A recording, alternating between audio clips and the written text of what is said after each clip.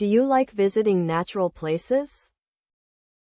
Yes, I do. Being close to nature helps me release stress and worry.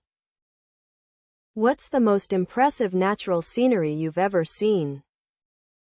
That's the horseshoe of the Colorado River in Arizona. It's such a great scenic place on Earth. When did you see it? I visited the place last summer holiday. Who went with you?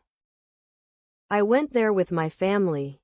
We camped near the place. What's special about it?